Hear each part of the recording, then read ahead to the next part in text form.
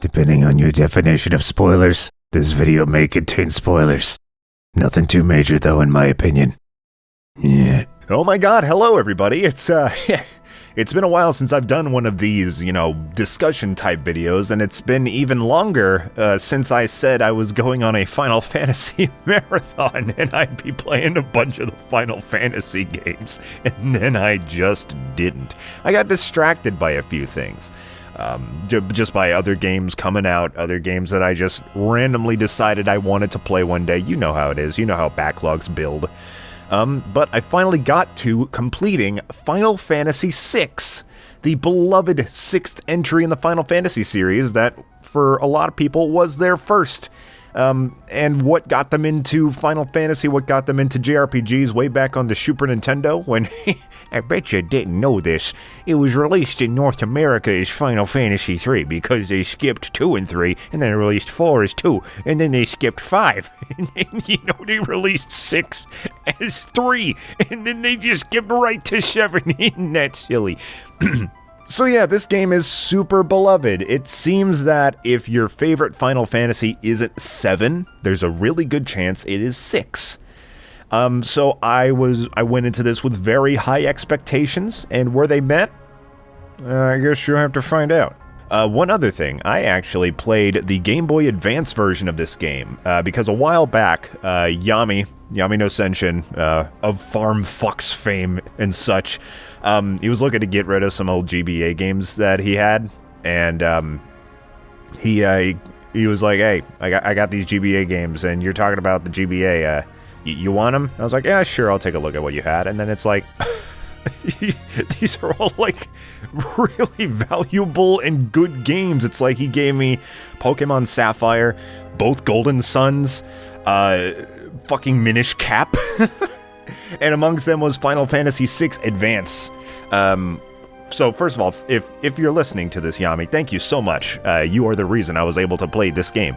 And thankfully, it seems to be one of the best versions of the game. It has a little bit of an updated translation and fixed some bugs from the Super Nintendo version. It's got a new dungeon that I actually don't think I did. No, I definitely didn't do it. It's like one of the last things you unlock, and I was like, eh. So yes, thank you so much, Yami. Weirdly though, this is actually the second time I tried to play the game, because first I played it how I normally play, excuse me. At first, oh my god. Fucking hell. That was gross. Actually, this is the second time I've attempted to play this game. The first time I tried to play it, I played it just like any other portable game that I would play. I would play it at the same time as another game I would play at home, like on a home console that I can't take with me. And I would play the portable game on my lunch break for about 45 minutes or so. And when I get home, I'll fucking play it, like if I feel like it. And I found this game really poorly suited for that. It did not feel like I was really giving the game my full attention that it really deserved, because I kept like forgetting story beats, I kept forgetting where to go, and I was playing it on a Game Boy Advance SP001 model, which, for those who don't know, I mean, adding the backlight to the GBA SP was wonderful, but that doesn't mean it was a very good backlight, especially in hindsight. It was not easy to see that screen, and all the text was so small, the overworld map was fucking microscopic, and it just wasn't the most pleasant way to play the game. So what I ended up doing is, even though it is a game on a portable system, I made that game my game to play at home. And I played it on my Game Boy player on my GameCube, and that was much more pleasant. So yeah, that was a much better experience than it would have been if I just played it all in tiny chunks on my lunch break on a tiny, awful Game Boy Advance screen. So, what the hell is the story with this game? It starts off really simple. There is this evil empire that is wreaking havoc all over the continent and is just bent on world domination. They're looking to use the power of these creatures known as espers, which essentially are just this game's version of summons. And they want to use the power of the espers to take over the world, particularly Emperor Gestal, excuse me. who is, of course, the emperor of the evil empire, of the Gestalian Empire, I guess that's what they'd be called, and his right-hand man, Kefka. Good old Kefka. We've all heard of Kefka. We know he's the real fucking villain in this. And as the plot progresses, you learn a lot about the Espers, and as well as a lot about your numerous party members of the game. This game has a lot of freaking party members, but I think it actually works out pretty well, all things considered. How many are there? How many fucking permanent party members are there? Give me a second. It's the double digits at least. One sec. There are 14 permanent player party members, and then every now and again you get another character who is not like a complete full party member that'll just join your party for a story reason or two. But 14? You giving me 14 people to play with? That's a lot. Especially for me, where my favorite parts of RPGs are the characters and their character growth and their backstories and how they experience the story themselves. So how does Final Fantasy VI hold up to that with how many fucking characters there are? I think it does it really well. One of my biggest complaints with the last Final Fantasy I completed, which was 10, was that I didn't really feel like the cast was really very fleshed out, and I didn't really get a lot of time to really get invested in the party members. Taking into account the limitations of its original hardware, the Super Nintendo, I think that FF6 did about as good as it could to get me to care about these characters. And I'm going to talk about a few of them. I can't talk about all 14, though. Terra is probably the main character of the game. She starts off as a mind-controlled soldier of the Empire until she is saved in the town of Narsh and has her mind control thing removed from her. She lost some of her memories in the process, of course. She remembers her name. She remembers that she is one of the few people in this world that can use magic, which was basically thought to be, in its natural state, extinct after the War of the Magi many years ago. But Terra can use magic. That's weird. She seems like a very emotionally stunted person, probably just because she had her memories stolen. It's a classic, amnesia story, except it feels like Terra's entire well-being was taken from her when she was taken under the Imperial control, which makes her feel like a very tragic and, emotionally investable, that's the word that came to mind, character. I liked Terra a lot, and she seemed like a very strong main character. And of course, you learn a lot about her. I'm wondering if I should get into spoilers. I'm going to okay, fuck it. I'll put a spoiler warning at the beginning of this. Most of the actual plots, there's not actually a lot of story in this game. It's not like there's a lot of crazy twists that everybody and their mother don't already know about. Like I said, I just fucking, without any hesitation, I said, hey, Kefka's the real villain. Because everybody knows Kefka. He's like behind Sephiroth, the most beloved villain in Final Fantasy. Of course, everybody knows Kefka, and he's the real bad guy, and he's much more interesting than Emperor Gestal. Anyway, Terra is half Esper. An Esper and a human lady did it, and you got a little metaphorical sex scene in the middle of the game where they like spun around in space and then combine into one, and then sparkles exploded and a baby came out. I mean, I guess that counts. That's pretty raunchy there, Square. Come on.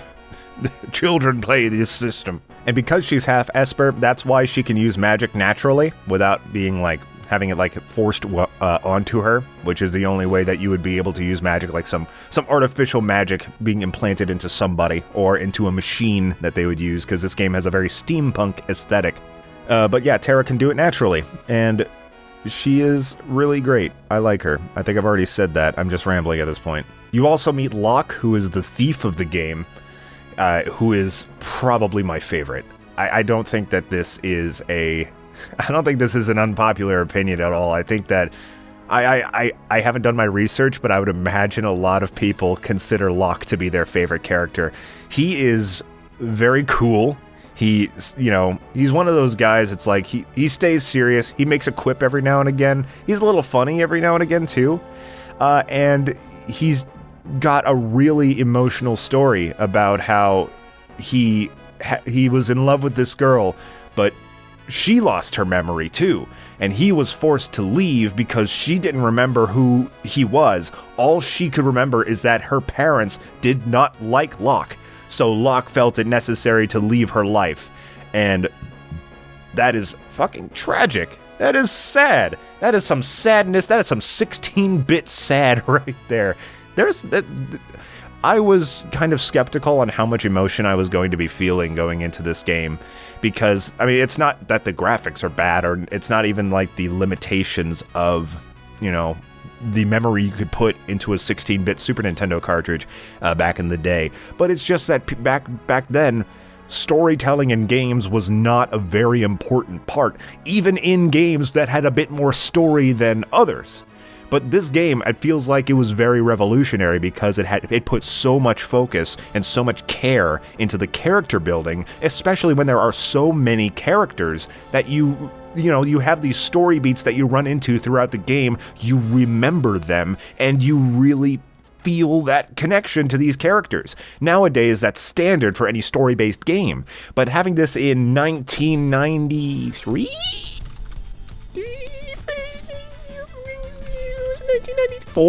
1994 is what I meant to say. That's incredible. You also have Celeste. It sounds, if I say Celeste, it makes it sound like she's pronounced Celeste, which is not her name, but Celeste doesn't sound right.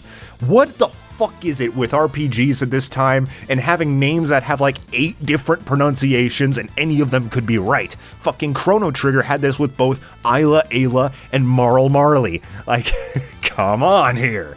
So Celeste, I'll call her Celeste, a former general of the Empire who abandons them and joins up with the rebels, with, you know, Terra, Locke, and all the others. She is great as well. Celeste is really great. She's really tough and really cool and very calm as well. And you kind of start to notice that she starts to grow a romantic connection with Locke throughout the game. And you know what? I was really invested in that. They are really cute together, and Locke feels like such a super sweet guy. And Celeste kind of, like, she spends the whole game like being like, Locke, why did you save me? Why are you being so nice to me? I don't understand this. What's going on with you, Locke? Do you feeling okay? Do you need me to get you some soup? Celeste, I have a crush on you. What the fuck is up with you today? It's cute and it's funny. Like, she's almost in denial, like at all, that someone could have a crush on her. I don't understand. Then there are the brothers, Edgar and Sabin. Edgar is the king of Figaro, and Sabin is his brother, who doesn't seem to have any royal importance going on. So that's curious, but I like them both. Edgar is, you know, he's a bit of an aged character because he's that super, like, horn dog kind of guy. Like, of course, it's Super Nintendo. It's not like it's super explicit or anything, but he really likes the ladies. And he does feel a little bit dated. But Sabin is just a full-on himbo. He's really funny. He has a few really humorous moments, and he's just a charming dude. I would like to have myself a beer with Sabin. I like him a lot. He is another one of my favorite characters. Relm is a character you meet later. She's a little girl. I think she's like 10. Relm and her grandfather, Strago. They have a really cute relationship. Relm is just kind of a little brat, but you can tell that she really loves her grandpa. Like, she's a brat, but she's also, you know, she's just a spunky kid. She's not like a piece of shit. She's not a shit kid that you just hate.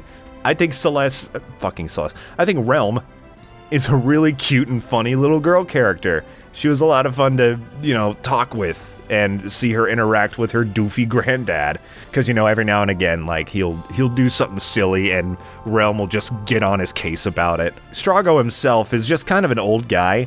He doesn't have... He's a mage. He's the blue mage of the game. He doesn't have too much to, like, really make him stand out. He's just a charming old dude. That's most of what you could say about Strago. Most of his strengths come from his side quest, first of all, that you get later in the game, as well as his interactions with Realm. That's what makes him the most charming, but I do think that Realm kind of overshadows him a little bit. I'm going to go ahead and rapid fire a few more, but I am going to not talk about the secret party members that you get in like the second half of the game. Cyan, he was a general of another kingdom that was taken out by the Empire. They killed his wife and his son, and he's another very good sympathetic figure. He's kind of an old, kind of grumpy guy every now and again, but he's still, charming in his own way, and he's a pretty strong unit as well. Setzer is the pilot of the game's, token airship that you always have to have in a Final Fantasy game. He starts off wanting to kidnap a opera singer and make her his wife, which is gross. But everybody seems to get over that really quickly, so I guess I will too. He's kind of cool. He doesn't do a whole lot besides, have the airship, as well as, most, if not all characters have their own side quests that at least let you connect to them a little bit later on in the game. But Setzer's fine. He's got a cool design, very scarred face, white hair, long black coat. He looks like a cool pirate guy. Gao is a feral child. When I first saw him, I was like, okay, this is the great times in fucking 10,000 great grandson of Isla. He talks like Isla. He's like, oh, Gao, do the thing. Gao, think you funny. All of that. He was fine. His side quest is like, you go talk to a dude. That's his side quest. So you don't really learn much about him. Not that he's a character that you really want to. Not that he's a character that you would think you have the ability to learn a lot about anyway, considering he's just a little cave child. But still, he's fine. Here's the thing, it's not that every character in the game is a home run.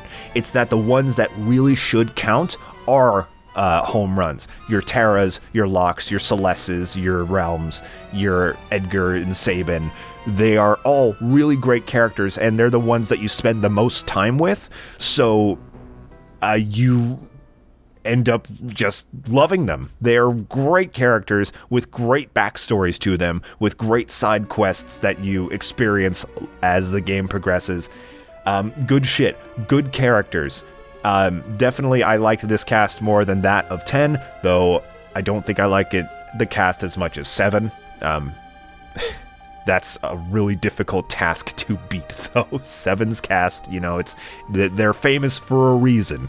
So the game itself, even with the game's improved story above a lot of its peers at the time, it's still it's still an old game. It's not like you could have half the game be cutscenes or anything, or dialogue. So the gameplay is the most important part still. It is the most prevalent bit.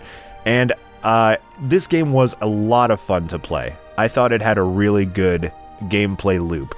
Now, it does have the ATB system, the active time battle system, that I kind of, slagged off a little bit when talking about Chrono Trigger.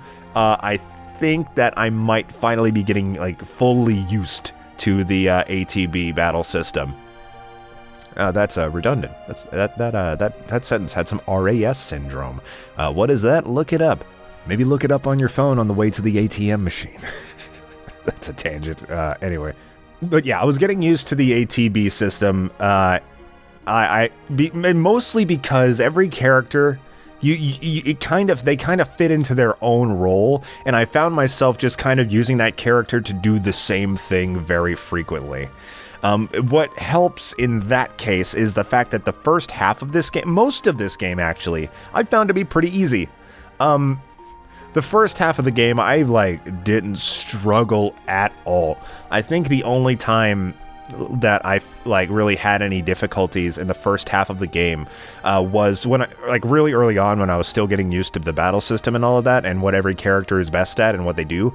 And there was one fight, the first real fight you have against Kefka, I had a little bit of trouble with because I went in with a really bad party comp. But I still managed to beat it without dying. So Final Fantasy VI, it's not a terribly difficult game for at least the first half. The second half of the game is when things start to... First of all, the game opens up crazily and very much encourages you to explore the entire map after an event happens. And basically you're like, okay, you got to explore, you got to look for everything, you got to find all the people you're looking for. And on your way there, as you just kind of hit every landmark on the map, you will naturally run across, quests and battles and bosses and stuff. So the second half of the game is much more difficult, and I found the exploration to be a lot more fun. But it did require a lot more strategy. The first half you can kind of just bum rush through. The second half is a little bit more fucking rough to go through, because it starts to become an old RPG. First of all, there are definitely some moments where it's like, how did I know this was going to happen? How did I know that this dungeon was here? How was I supposed to know any of these things? And the answer to that is buy the strategy guide and play the game with it by your side. And that's how you'll know. Or talk to your friends on the playground, because there's a good chance a number of them are going to be playing this game as well, and you can all just kind of like bunch your secrets together. Nowadays, the internet is basically just that, but more convenient. Oftentimes, like if I'm stuck at a place, I'll put the question into Google, and usually there'll be like a GameFAQs forum post or a Reddit post with somebody having the same question. And then I will find an answer. So don't be afraid to do that. I cannot imagine playing this game completely on my own with no guidance at all, especially at the second half of the game, because it's not only finding things. That's one part of it, but I mean, at the end of the day, every town and every important landmark is marked on the minimap, so you can find things to do. But once you get there, this game's got some bullshit. It's got some aged bullshit that really frustrated me. Here's the minor spoiler bit. I'm gonna go over a few of them. The first one that comes to mind is the Cultist Tower, which is a dungeon. First of all, it's a really boringly designed dungeon. It's just a tower, a spiral staircase. That is all it is. And it's a tower where you can only use magic.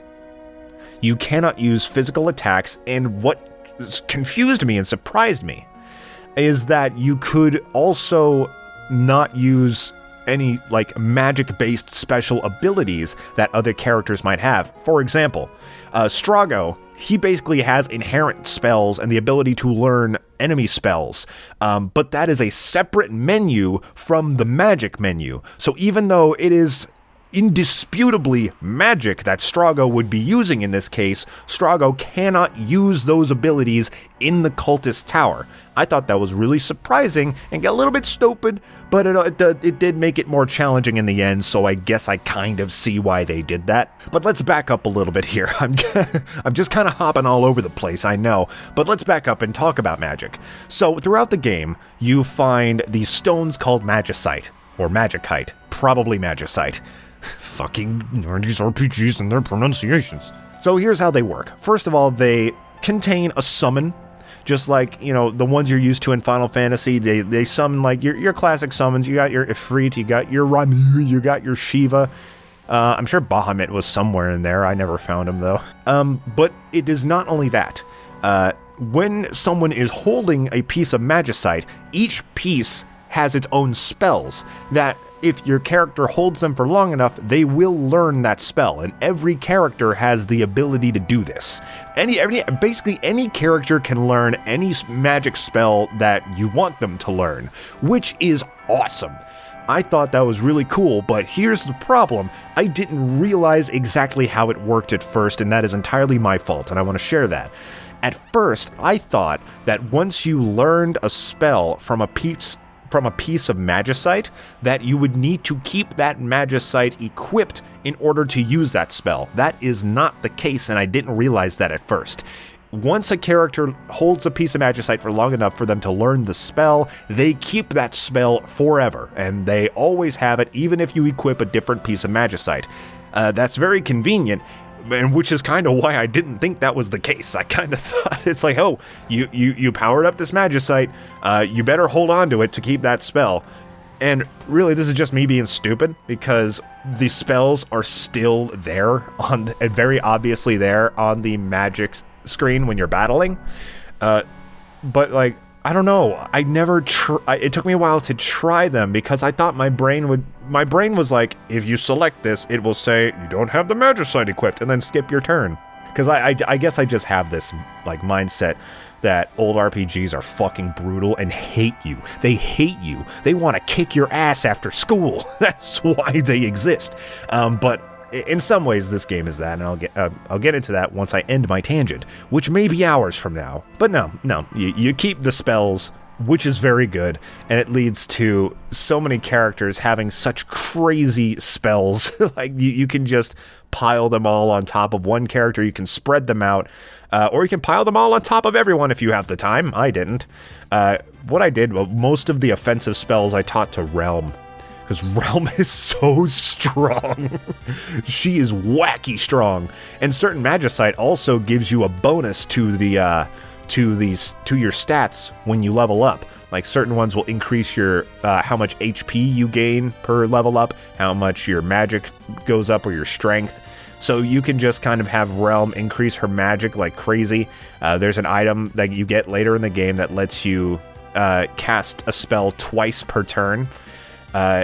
And of course, you give her the strongest spell in the game, as well as a bunch of other offensive spells, which would be good against elemental weaknesses, and Realm is unbeatable.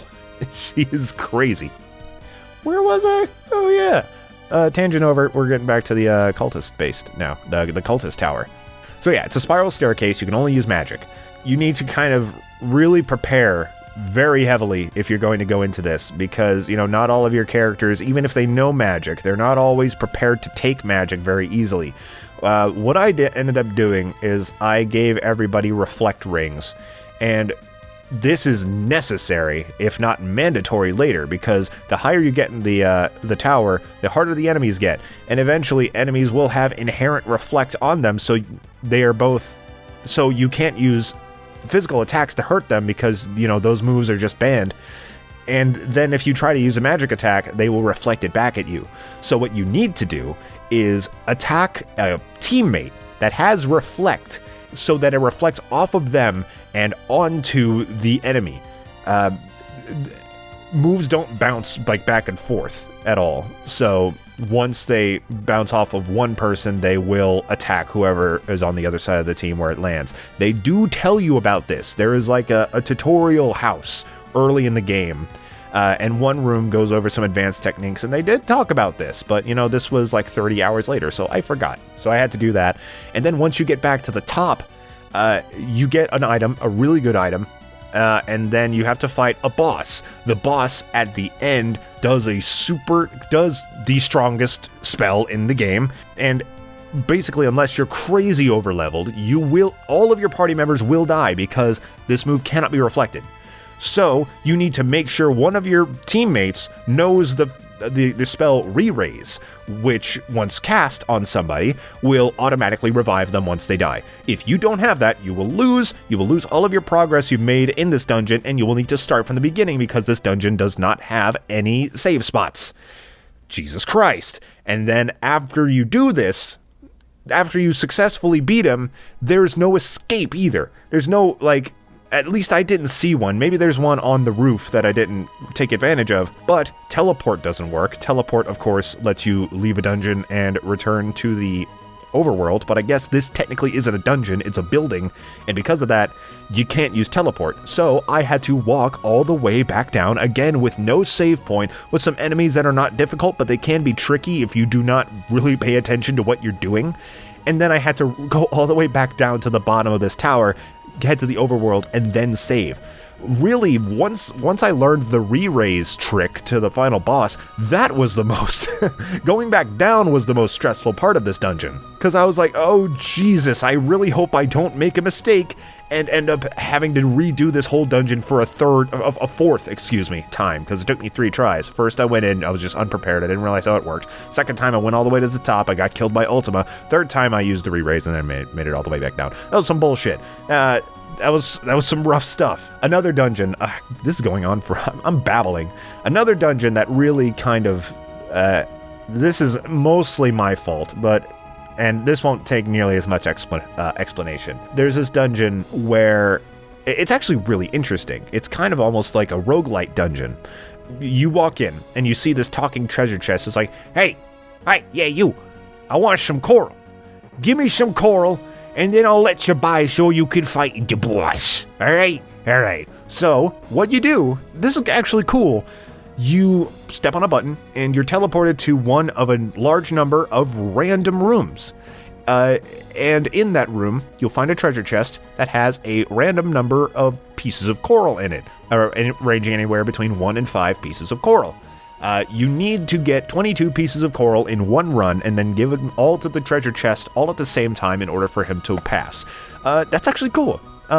You could be in there a while. Like, that does sound scary because not only are all of the rooms randomly selected, they're not totally like procedurally generated. It's like certain set rooms that you teleport between. It sounds like you could be stuck in there a while because you still need to reach the treasure chest and reach the exit randomly, essentially. But I ran into them pretty frequently, like the treasure chest room, as well as the exit, as well as a save point, which you can also reach. It really wasn't so bad. I thought it was designed really well. The problem was, so I reached back to the treasure chest with all the pieces of coral that I need. He's like, fucking delicious. Yeah, I'll let you by now. Bye. And then I'm like, okay, I probably need to go fight the boss now, but I want to go back and save before I do that, since I have successfully completed the quest. And I want to save before I fight the boss. Problem is, you leave that room after the treasure chest has moved. If you go back there, the treasure chest is back. So you need to do the quest again in order to get the treasure chest back. It actually didn't take that long, but I was just like, oh, come the fuck on, you asshole. But that's my fault. I should have just fought the boss, And it's not like that. It's not like the dungeon is that long either. You can get the 22 pieces of coral in a matter of minutes, so it's not that. It wasn't that bad, but it's still stuck in my craw a little bit. But all of that said, the frustrations that you may feel on a dungeon will fade very quickly, because this game really knows how to reward you. There's plenty of dungeons later in the game that are, they're not specifically difficult. Some of them are annoying for other reasons, like there's this one dungeon, 2 technically, where you need to split your party members and then press select to switch between them, so that you can solve some like co-op puzzles, essentially. And you better have trained up more than just the 4 party members you've been using, because otherwise it will cause you plenty of difficulty, like it did for me.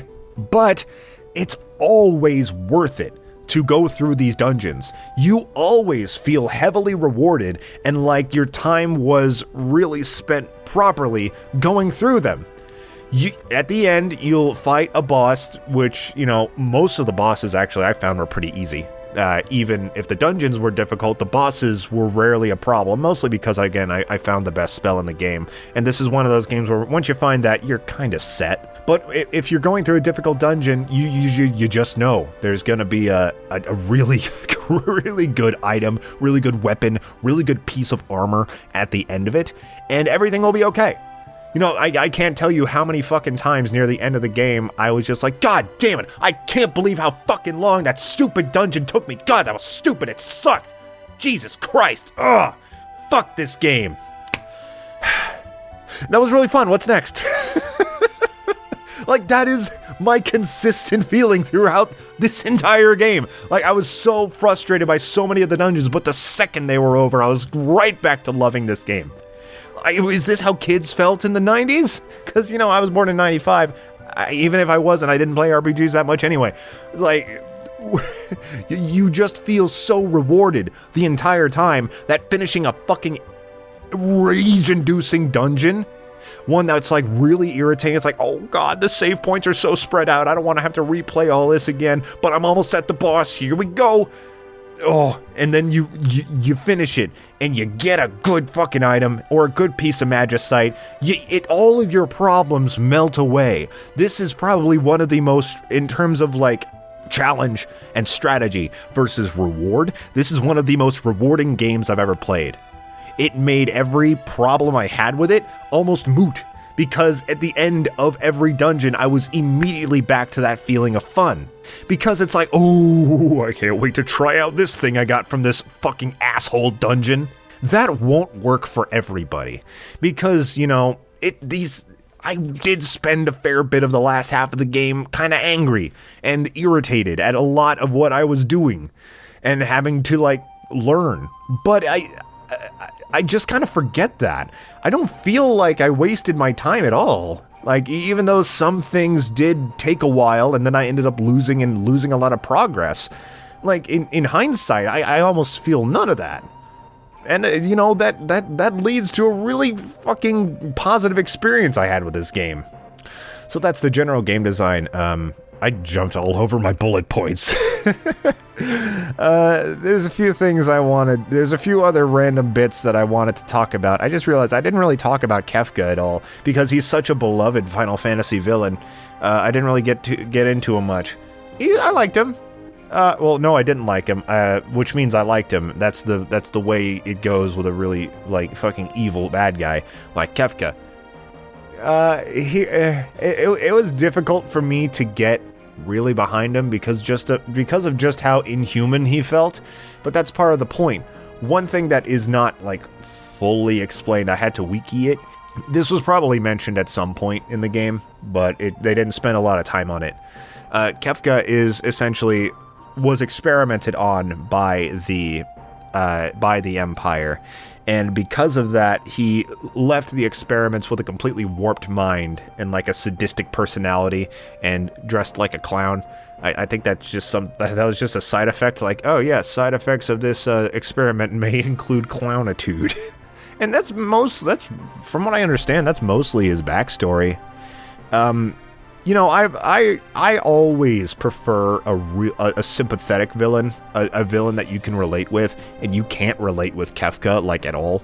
So he didn't leave quite the impact on me that Sephiroth did. Even though, you know, when you think about it, Kefka and Sephiroth's backstory aren't, like, night and day. They have some similarities between the two. But I feel like in Final Fantasy VII, you actually see Sephiroth learning about his past and how that kind of breaks his mind in a way that you're like, I get it. But you don't really get that with Kefka. That itself may be a limitation thing. It's not like they could put a massive backstory into a Super Nintendo cartridge when you already have the rest of this massive game. But, you know, whatever. Kefka is a really hateable villain, and he's entertaining. And, you know, he leaves a mark on you. So I guess that's all you can really ask for.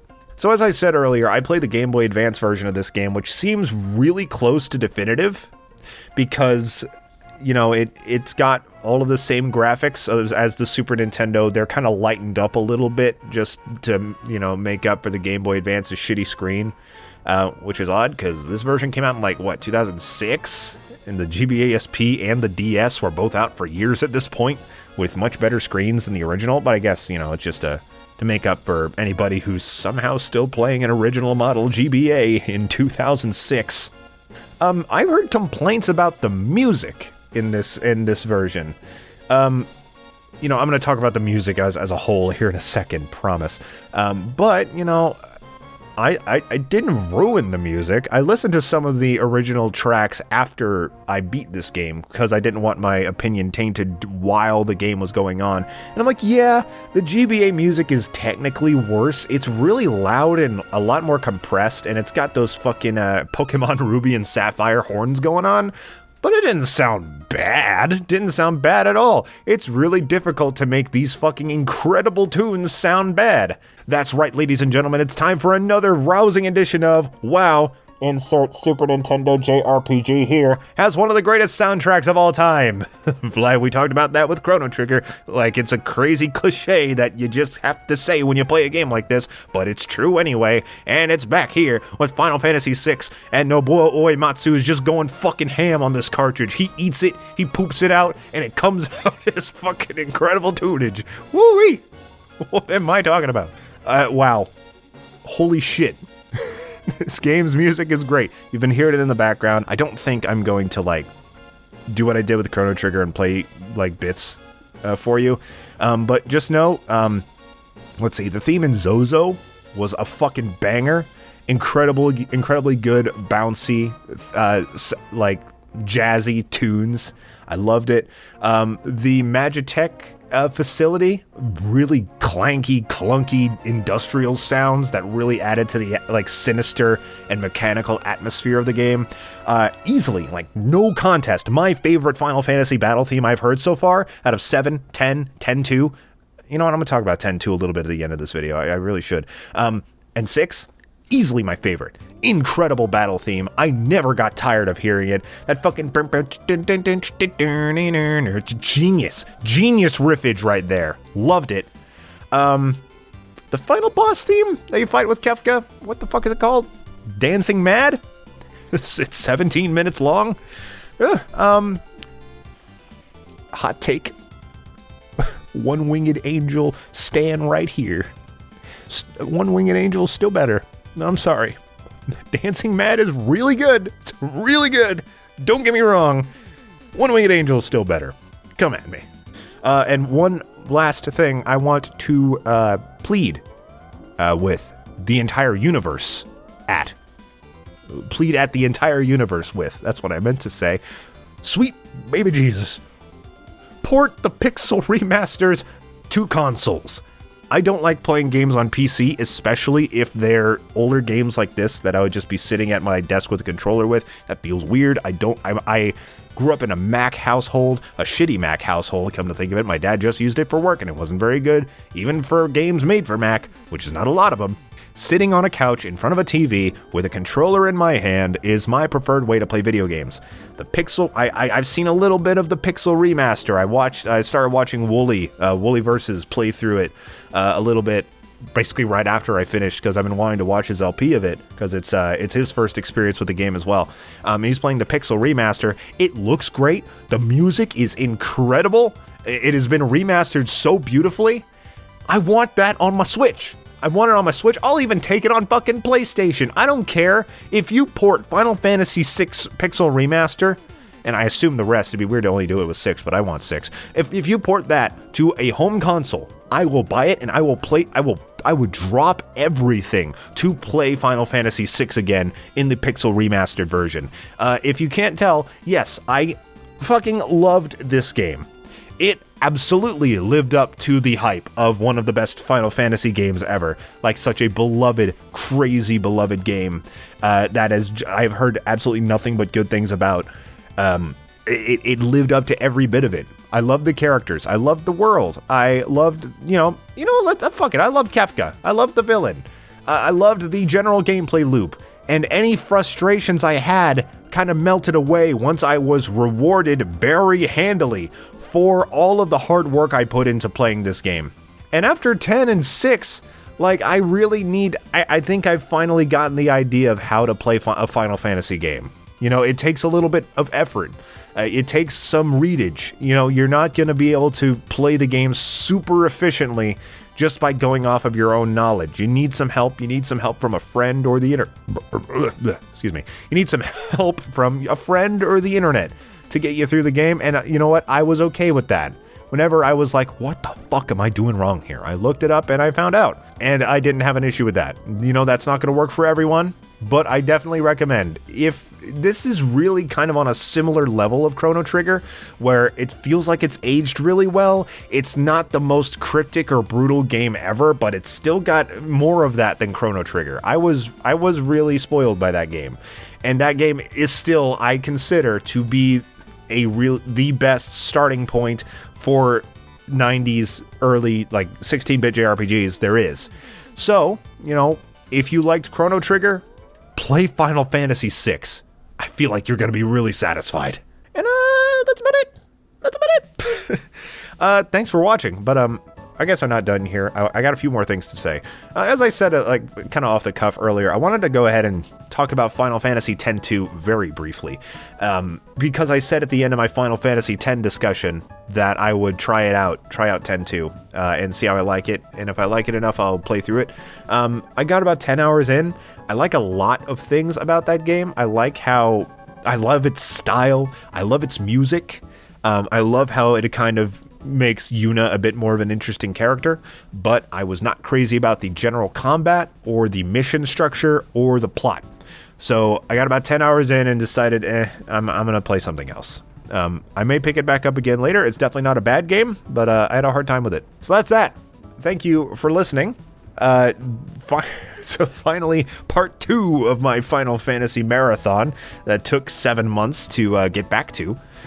Next on the docket is going to be Final Fantasy IX, which I plan on starting here soon. I'm actually taking a very small detour because I've had the urge to replay Mirror's Edge lately. So I started that today, and I want to beat that game real quick. It's a short game, so it won't take too long before I get into Final Fantasy IX.